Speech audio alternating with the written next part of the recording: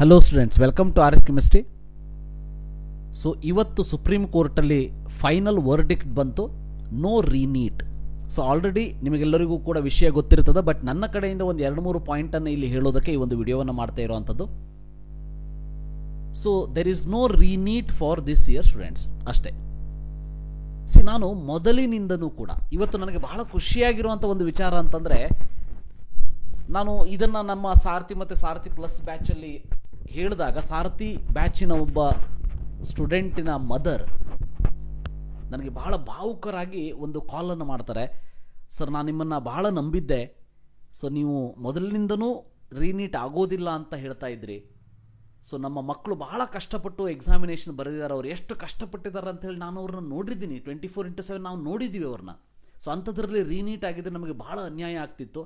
ರೀನೀಟ್ ನಿಮ್ಮ ಸ್ಟ್ಯಾಂಡಿಂಗ್ ಏನಿತ್ತು ಅದೇ ನಿಜ ಆಯಿತು, ನನಗೆ ಬಹಳ ಖುಷಿ ಆಯಿತು ಅಂಥೇಳಿ ಪಾಪ ಕಣ್ಣೀರು ಹಾಕಿಬಿಟ್ರು. ಸೊ ನಾನು ಮೊದಲಿನಿಂದನೂ ಕೂಡ ಹೇಳ್ತಾ ಇದ್ದೆ ಪಾಲಕರಿಗೆ ಮತ್ತು ವಿದ್ಯಾರ್ಥಿಗಳಿಗೆ, ರೀನೀಟ್ ಆಗುವಂಥ ಯಾವುದೇ ಸಂಭವ ಇಲ್ಲ. ಹಾಗಂತೇಳಿ ನಾನೇನು ಸುಪ್ರೀಂ ಕೋರ್ಟ್ ಅಲ್ಲ. ಬಟ್ ಇವತ್ತು ಆ ಆರ್ಗ್ಯುಮೆಂಟ್ ನಡೀತಾ ಇದ್ದಾಗ ನಮ್ಮ ಹೂಡಾ ಸಾಹೇಬರು ಅಡ್ವೊಕೇಟ್, ಸೊ ಅವರು ಆರ್ಗ್ಯುಮೆಂಟನ್ನು ಇಷ್ಟು ಚೆಂದಾಗಿ ಮಾಡ್ತಾ ಇದ್ರಲ್ಲ, I have to appreciate them. So argument ನಡೀತಾ ಇದ್ದಾಗ ನನಗೆ ಒಂದು ಕಡೆ ನನ್ನ ಮನಸ್ಸಿನ ಮೂಲೆಯಲ್ಲಿ ಹೆದರಿಕೆ ಹತ್ತಿತ್ತು, ರೀನೀಟ್ ಅನೌನ್ಸ್ ಏನಾದರೂ ಮಾಡಿಬಿಡ್ತಾರನೋ ಅಂಥೇಳಿ. ಬಟ್ ನನ್ನ ಗಟ್ ಫೀಲಿಂಗ್ ಹೇಳ್ತಾ ಇತ್ತು, 24 lakh ಸ್ಟೂಡೆಂಟ್ಸ್ಗಳಿಗೆ ರೀನೀಟ್ ಮಾಡೋದು it is highly impossible. So supreme ಕೋರ್ಟಿಂದ ಕೂಡ ಅದೇ ಡಿಸಿಷನ್ ಬಂತು. ಸೊ ನಾನು ಮೊದಲಿನಿಂದ ನನ್ನ ವಿಡಿಯೋದಲ್ಲಿ ಹೇಳ್ತಾ ಇದ್ದೆ, ರೀನೀಟ್ ಆಗುವಂಥ ಯಾವುದೇ ಸಂಭವ ಇಲ್ಲ, ಆಗೋದಕ್ಕೆ ಸಾಧ್ಯವೂ ಇಲ್ಲ ಅಂತೇಳಿ. ಆಗ ಭಾಳಷ್ಟು ನನಗೆ ರಾಂಗ್ ಕಮೆಂಟ್, ಅಂದರೆ ಅಪೋಸಿಟ್ ಕಮೆಂಟ್ಗಳು ಬಂದಿತ್ತು. ಸರ್ ಇಲ್ಲ, ನೀವೇನು ಹೈಕೋರ್ಟ್ ಅಲ್ಲ, ಸುಪ್ರೀಂ ಕೋರ್ಟ್ ಅಲ್ಲ, ರೀನೀಟ್ ಆಗೇ ಆಗುತ್ತದೆ. ಸೊ ಭಾಳ ಕಡೆ ಸ್ಕ್ಯಾಮ್ ಆಗಿದೆ. ಸ್ಕ್ಯಾಮ್ ಆಗಿರ್ಬೋದು, ಆಗಿಲ್ಲದೆ ಇರ್ಬೋದು, ದಟ್ ಈಸ್ ಸೆಕೆಂಡರಿ. ಆದರೆ ನನಗೆ ನನ್ನ ಕರ್ನಾಟಕದ ವಿದ್ಯಾರ್ಥಿಗಳ ಮೇಲೆ ಒಂದು ನಂಬಿಕೆ ಇತ್ತು. So I trusted them.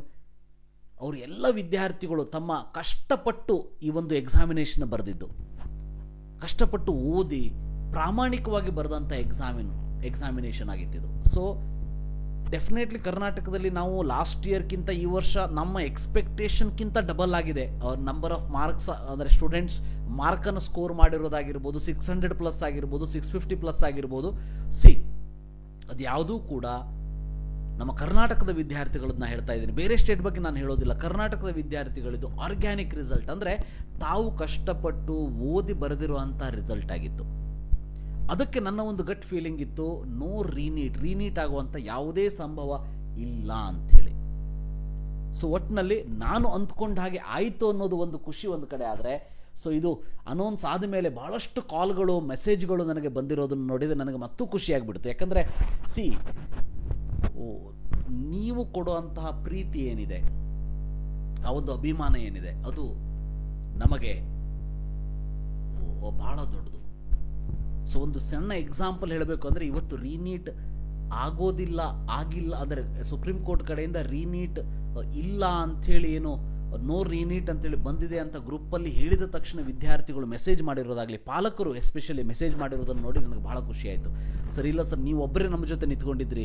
ನಾವೊಬ್ಬರೇ ಅಲ್ಲ, ಬಹಳ ಜನ ವಿದ್ಯಾರ್ಥಿಗಳು, ಬಹಳ ಜನ ಯೂಟ್ಯೂಬರ್ಸ್ಗಳು ಕೂಡ ಹೇಳಿದರು. ಬಟ್ ಮ್ಯಾಕ್ಸಿಮಮ್ ಯೂಟ್ಯೂಬರ್ಸ್ಗಳು ತಮ್ಮ ಕೋರ್ಸನ್ನು, ಅದರಲ್ಲೂ ಹಿಂದಿಯ ಯೂಟ್ಯೂಬರ್ಸ್ಗಳು ತಮ್ಮ ಕೋರ್ಸನ್ನು ಸೆಲ್ ಮಾಡೋ ಒಂದು ಕಾರಣಕ್ಕಾಗಿ ರೀನೀಟ್ ಆಗಲಿ ಅಂತಲೇ ಬಯಸಿರಬಹುದು. ಬಟ್ ನಾವು ಮಾತ್ರ ಹೇಳ್ತಾ ಇದ್ವಿ ರೀನೀಟ್ ಆಗೋದಕ್ಕೆ ಸಾಧ್ಯ ಇಲ್ಲ ಅಂಥೇಳಿ. ಬಟ್ ಇವತ್ತು ಸುಪ್ರೀಂ ಕೋರ್ಟ್ ಕಡೆಯಿಂದನೂ ಅದೇ ಒಂದು ಆರ್ಡರ್ ಬಂತು. ನನಗೆ ಬಹಳ ಖುಷಿಯಾಗಿದ್ದು ಏನಂತಂದರೆ, ಕೆಲವೊಂದು ವಿಷಯಗಳಲ್ಲಿ ನಮ್ಮ ಮೇಲೆ ವಿದ್ಯಾರ್ಥಿಗಳು ಒಂದು ಟ್ರಸ್ಟ್ ಇಟ್ಟಿರ್ತಾರೆ, ನಂಬಿಕೆಯನ್ನು ಇಟ್ಟಿರ್ತಾರೆ. ಆ ಒಂದು ನಂಬಿಕೆಯನ್ನು ನಾವು ಉಳಿಸ್ಕೊಂಡು ಹೋಗಬೇಕಾಗ್ತದೆ. ಸೊ ಹೋದಾಗ ಎಷ್ಟು ಖುಷಿ ಆಗ್ತದೆ ವಿದ್ಯಾರ್ಥಿಗಳು ಮತ್ತು ಪಾಲಕರ ಒಂದು ಅವರ ಒಂದು ಫೀಡ್ಬ್ಯಾಕನ್ನು ನೋಡಿಬಿಟ್ಟು. ಸೊ ಒಟ್ಟಿನಲ್ಲಿ ಎಲ್ಲರಿಗೂ ಒಳ್ಳೆಯದಾಗಲಿ. ನಮ್ಮ ಕರ್ನಾಟಕದ ವಿದ್ಯಾರ್ಥಿಗಳು, ಅದು ಗಜಿಯಾಬಾದಲ್ಲಾಗಿರ್ಬೋದು, ಹರಿಯಾಣದಲ್ಲಾಗಿರ್ಬೋದು, ಶಿಖರದಲ್ಲಾಗಿರ್ಬೋದು, whatever it may be, but ಕರ್ನಾಟಕದ ವಿದ್ಯಾರ್ಥಿಗಳು ಯಾವುದೇ ಈ ರೀತಿಯ ಒಂದು ಸ್ಕ್ಯಾಮಲ್ಲಿ ಇನ್ವಾಲ್ವ್ ಆಗಿಲ್ಲ ಅನ್ನೋ ಒಂದು ನಂಬಿಕೆ ಇತ್ತು. ರೀನೀಟ್ ಆಗಬಾರ್ದು ಅನ್ನೋದಿತ್ತು. ಸೊ ನೋ ರೀನೀಟ್ ಅಂತೇಳಿ ಫೈನಲಿ ಸುಪ್ರೀಂ ಕೋರ್ಟ್ ಕಡೆಯಿಂದ ವರ್ಡಿಕ್ಟ್ ಬಂತು. I am very happy my dear students. So I am very happy for the supreme court decision. ಎರಡನೇದಾಗಿ, ಬಹಳ ಜನ ವಿದ್ಯಾರ್ಥಿಗಳು ಕೇಳ್ತಾ ಇರುವಂಥದ್ದು, ಸರ್ ನಾಳೆಯಿಂದ ಕೌನ್ಸಿಲಿಂಗ್ ಸ್ಟಾರ್ಟ್ ಆಗ್ತದ? ಹಾಗಾದರೆ ದಯವಿಟ್ಟು ತಿಳ್ಕೊಳ್ಳಿ, ನಾಳೆಯಿಂದನೇ ಕೌನ್ಸಿಲಿಂಗ್ ಸ್ಟಾರ್ಟ್ ಆಗೋದಕ್ಕೆ ಸಾಧ್ಯ ಇಲ್ಲ. ಈಗ ನಾನು ಹಿಂದಿನ ಒಂದು ವಿಡಿಯೋದಲ್ಲಿ ಹೇಳಿದ್ದೆ, KE ಅವರಿಗೆ ಸ್ವಲ್ಪ ಭಾಳ ಹರಿಬರಿ ಮಾಡಿಬಿಟ್ಟು ಏನೋ ಒಂದು ಆಪ್ಷನ್ ಎಂಟ್ರಿ ಲಿಂಕ್ ಕೊಟ್ಬಿಟ್ಟಿದ್ದಾರೆ ವಿದೌಟ್ ಗಿವಿಂಗ್ ಬ್ರೋಷರ್ ಆಗಿರ್ಬೋದು, seat matrix, fees structure. But ಈ ರೀತಿಯಾಗಿ ಆಲ್ ಇಂಡಿಯಾ ಲೆವೆಲಲ್ಲಿ ಆಗೋದಿಲ್ಲ. ನಾಳೆಯಿಂದ MCCನೂ ಕೂಡ ಕೌನ್ಸಿಲಿಂಗ್ ಸ್ಟಾರ್ಟ್ ಮಾಡೋದಿಲ್ಲ. ಯಾಕೆ ಮಾಡೋದಿಲ್ಲ ಅಂತಂದರೆ, ಇವತ್ತು ನಿಮಗೆಲ್ಲ ಗೊತ್ತಿರೋ ಹಾಗೆ ಎರಡನೇ ಇಂಪಾರ್ಟೆಂಟ್ ಡಿಸಿಷನ್ ಸುಪ್ರೀಂ ಕೋರ್ಟ್ ಕಡೆಯಿಂದ ಬಂದಿರೋ ಅಂತಂದರೆ, ಅದು ನಿನ್ನೆ ನಾನು ಕೂಡ ವಿಡಿಯೋದಲ್ಲಿ ಹೇಳಿದ್ದೆ. ಈ ಒಂದು ಕ್ವಶನ್ ಏನಿದೆ, ಈ ಒಂದು ಕ್ವಶನ್ ಆಟಮ್ಸ್ ಆರ್ ಸ್ಟೇಟ್ಮೆಂಟ್ 1 ಮತ್ತು ಸ್ಟೇಟ್ಮೆಂಟ್ 2 ಕೊಟ್ಬಿಟ್ಟು 4 ಆಪ್ಷನನ್ನು ಏನು ಕೊಟ್ಟಿದ್ರು. ಸೊ ಈ ಒಂದು ಕ್ವಶನ್ಗೆ ಕರೆಕ್ಟ್ ಆನ್ಸರ್ ಯಾವುದು ಅಂತೇಳಿ IIT Delhi 3 men physics teachers ಕಮಿಟಿಯವರಿಗೆ ಈ ಒಂದು ಕ್ವಶನ್ ಕೊಟ್ಬಿಟ್ಟು ಅನಾಲಿಸಿಸನ್ನು ಕೇಳಿದಾಗ ಇವತ್ತು 10 ಗಂಟೆ ಒಳಗೆ ಅವರು ಕೊಟ್ಟಿರುವಂಥ ಆನ್ಸರ್ ಏನಂತಂದರೆ, ಸೊ ಈ ಒಂದು ಕೇಸಲ್ಲಿ ಕರೆಕ್ಟ್ ಆನ್ಸರ್ ಅಂತ ನಾವೇನು ಹೇಳ್ತೀವಿ, ಓನ್ಲಿ ಫಸ್ಟ್ ಒನ್. ನಾನು ಆಪ್ಷನ್ ಯಾವುದು ಅಂತ ಹೇಳೋದಿಲ್ಲ, ಬಟ್ ಈ ಕ್ವಶನ್ಗೆ ಆನ್ಸರ್ ಯಾವುದು ಅಂದರೆ first statement is correct but second statement is incorrect ಅನ್ನೋದು. ತಮಗೆಲ್ಲ ಗೊತ್ತಿರೋ ಹಾಗೆ already NTA first time provisional answer key ಬಿಟ್ಟಾಗ ಇದನ್ನೇ ಕರೆಕ್ಟ್ ಅಂತ ಹೇಳಿದರು. ಅದಾದಮೇಲೆ ಬಹಳ ವಿದ್ಯಾರ್ಥಿಗಳಿಂದ NCERTಯಲ್ಲಿ ಈ ರೀತಿಯೂ ಇದೆ, ಈ ರೀತಿಯೂ ಕರೆಕ್ಟ್ ಆಗಬೇಕು ಅಂತೇಳಿ 3ನೇ ಕ್ವಶನ್ ಬೋತ್ ಆರ್ ಕರೆಕ್ಟ್ ಅನ್ನೋದಕ್ಕೂ ಕೂಡ ಮಾರ್ಕ್ಸನ್ನು ಕೊಡಬೇಕು ಅಂತ ಬಂದಾಗ NTA ಈ ಮಾರ್ಕ್ಸನ್ನು ಕೊಟ್ಬಿಟ್ಟು ಸೊ ರಿಸಲ್ಟನ್ನು ಅನೌನ್ಸ್ ಮಾಡಿದರು. ಬಟ್ ಈಗ ಗೊತ್ತಿರಲಿ, ಸುಪ್ರೀಂ ಕೋರ್ಟ್ ಕಡೆಯಿಂದ ಆರ್ಡರ್ ಬಂದಿರೋದೇನಂತಂದರೆ ಫಸ್ಟ್ ಆಪ್ಷನ್ ಮಾತ್ರ ಕರೆಕ್ಟ್ ಆಗಿದೆ. ಈ ಕ್ವಶನ್ಗೆ ಫಸ್ಟ್ ಆಪ್ಷನ್ ಮಾತ್ರ ಕರೆಕ್ಟ್ ಆಗಿದೆ. ಸೊ ಆದ್ದರಿಂದ ಯಾವ್ಯಾವ ವಿದ್ಯಾರ್ಥಿಗಳಿಗೆ ಇದನ್ನು ಮಾರ್ಕ್ ಮಾಡಿಬಿಟ್ಟು ಕ್ವಶನ್ ಬಂದಿದೆ, ಅಂದರೆ ಮಾರ್ಕ್ಸ್ ಬಂದಿದೆ, ಅವ ಎಲ್ಲ ವಿದ್ಯಾರ್ಥಿಗಳ ಮಾರ್ಕ್ಸು -5 ಆಗ್ತದೆ. ಸೊ ಇದು ಎಕ್ಸಾಕ್ಟ್ಲಿ -5 ಆಗ್ತದೋ, ಯಾಕಂದರೆ ಇನ್ ಬಿಟ್ವೀನ್ ಡಿಸ್ಕಷನಲ್ಲಿ ಇನ್ನೊಂದು ಪಾಯಿಂಟ್ ಬಂದಿತ್ತು. ಸೊ ಈ ಒಂದು ಕ್ವಶನ್ ಏನಿದೆ ಇದರ 4 ಮಾರ್ಕ್ಸ್ ಮಾತ್ರ ಮೈನಸ್ ಮಾಡಿ, ಅಂದರೆ 720 ಇದ್ದವ್ರದ್ದು 716 ಆಗಲಿ, ಬಟ್ ಮೈನಸ್ಸನ್ನು ಕೊಡೋದು ಬೇಡ ಅಂತೇಳಿ. ಯಾಕಂದರೆ ಇದು ಎಂಬಿಗ್ವಿಟಿ ಇರೋದಕ್ಕೆ, ಅಂದರೆ ಓಲ್ಡ್ NCERTಯಲ್ಲಿ ಮಿಸ್ಟೇಕ್ ಇರೋದಕ್ಕೆ, ಅಂದರೆ ಮಿಸ್ಟೇಕ್ ಅಂತಂದ್ರೇನು, ಆ ಒಂದು question type ಆಗಿರೋದಕ್ಕೆ.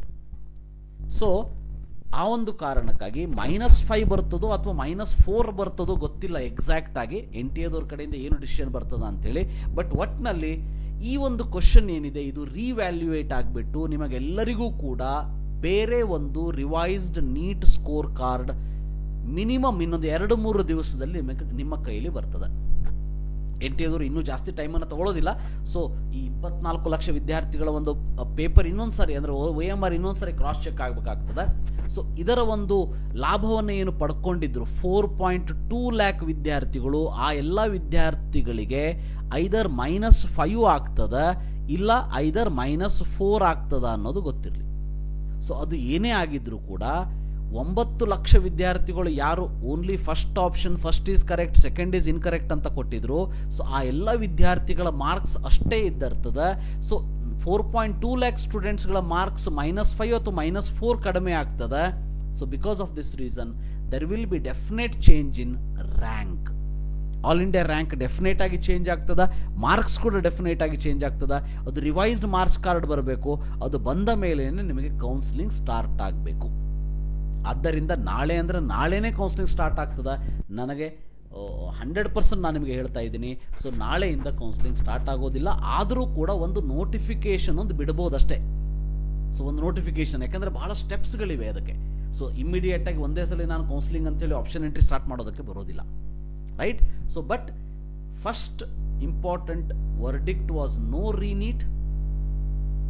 So second important verdict was, remember, ಈ ಒಂದು ಕ್ವಶನ್ ಏನಿತ್ತು ಆಟಮ್ಸ್ ಮೇಲ್ಗಡೆ IIT ಡೆಲ್ಲಿ ಅವರ ಒಂದು ಆನ್ಸರ್ ಪ್ರಕಾರ first is correct second statement is incorrect ಅನ್ನೋದೇ ಕರೆಕ್ಟ್ ಆಗಿದೆ.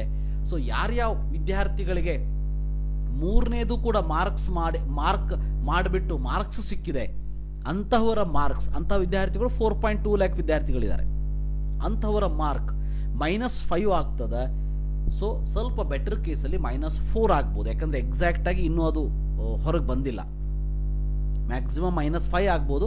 ಹಾಗೇನಾದ್ರು ಸ್ವಲ್ಪ ಆ ಒಂದು ಕ್ವಶನ್ಗೆ ಮೈನಸ್ ಬಿಟ್ಟು ಓನ್ಲಿ 0 ಮಾರ್ಕ್ಸ್ ಅಂತ ಕನ್ಸಿಡರ್ ಮಾಡಿ, ಅಂದರೆ ಯಾರು ಆ ಕ್ವಶನ್ನ ರಾಂಗ್ ಮಾಡಿರ್ತಾರೆ, ಅಂದರೆ ಈ ಒಂದು ಆಪ್ಷನನ್ನು ಹಾಕಿರ್ತಾರೆ ಬೋತ್ ಸ್ಟೇಟ್ಮೆಂಟ್ಸ್ ಆರ್ ಕರೆಕ್ಟ್ ಅನ್ನೋದು 0 ಅಂತ ಮಾಡಿಬಿಟ್ಟು ಓನ್ಲಿ -4 ಮಾರ್ಕ್ಸನ್ನು ಮಾಡಿ. ಸೊ ನಿಮಗೆ ರಿವೈಸ್ಡ್ ನೀಟ್ ರಿಸಲ್ಟ್ ಶೀಟನ್ನು ಕೊಡಬೇಕಾಗ್ತದೆ. ಆ ಒಂದು ರಿಸಲ್ಟ್ ಶೀಟಿನ ಅನುಗುಣವಾಗಿ ನಿಮಗೆ ಆಲ್ ಇಂಡಿಯಾ ಕೌನ್ಸಿಲಿಂಗ್ ಆಗಬೇಕು ಮತ್ತು ಸ್ಟೇಟ್ ಕೌನ್ಸಿಲಿಂಗ್ ಆಗಬೇಕು ಅನ್ನೋದು ಗೊತ್ತಿರಲಿ. ಸೊ ಇದಿಷ್ಟು 2 ಇಂಪಾರ್ಟೆಂಟ್ ಪಾಯಿಂಟ್ ನಿಮ್ಮ ಜೊತೆ ಹಂಚಿಕೊಳ್ಬೇಕಾಗಿತ್ತು. ಸೊ ಇವತ್ತು definitely it's A very good day. So ಬಹಳ ಖುಷಿಯಾಗಿದೆ ನನಗೆ. ನನ್ನ ವಿದ್ಯಾರ್ಥಿಗಳು, ನನ್ನ ಕರ್ನಾಟಕದ ಪ್ರೀತಿಯ ವಿದ್ಯಾರ್ಥಿಗಳು ಪ್ರಾಮಾಣಿಕವಾಗಿ ಏನು ಎಕ್ಸಾಮಿನೇಷನ್ನ ಬರೆದಿದ್ರು ಅವರಿಗೆ ಡೆಫಿನೆಟಾಗಿ ಅನ್ಯಾಯ ಆಗ್ತಿತ್ತು ರೀನೀಟ್ ಅಂತ ಬಂದಿದ್ರೆ. ಆದ್ದರಿಂದ ಖುಷಿಪಡಿ ವಿದ್ಯಾರ್ಥಿಗಳೇ, ರೀನೀಟ್ ಇಲ್ಲ. ಸೊ ಕೌನ್ಸಿಲಿಂಗ್ ಮೇಲೆ ಇನ್ನು ಕಾನ್ಸಂಟ್ರೇಷನ್ನ ಕೊಡಿ. So thank you for watching. Have a nice day.